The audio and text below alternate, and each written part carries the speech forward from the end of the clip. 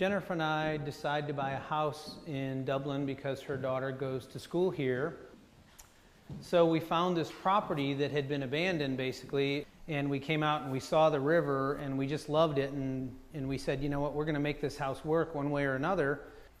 We had decided at some point just to knock it down, and one of my friends wanted to save some of the old paneling that probably was like from the 70s or something, so I said, yeah, you can have it, and I grabbed a piece of it and off it came, and we'll show you what happened. This is, the modern part of the house, of course. And as we come through this way,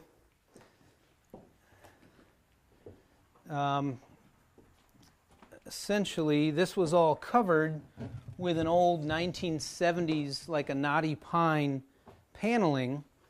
And like I said, my friend Larry said he wanted it for his little place down in Nelsonville. So I grabbed a piece and I pulled on it and it came off.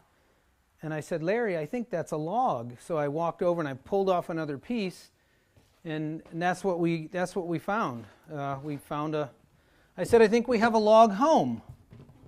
And then we got a little more curious and pulled off the paneling down here and found out that we have like a 25 by 30 two-story homestead. And having done a little research, we think it's from around 1820 to 1840. We're not quite sure. The land was originally given as a 500-acre plot to a Revolutionary War soldier after the Revolution.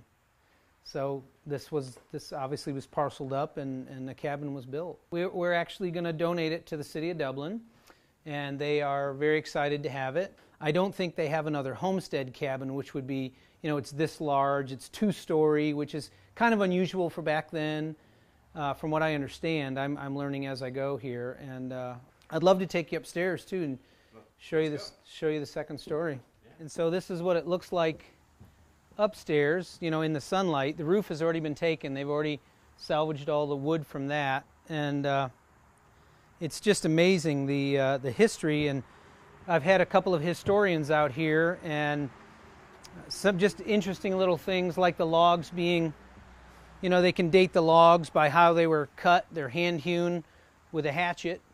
Most likely came right off of the property.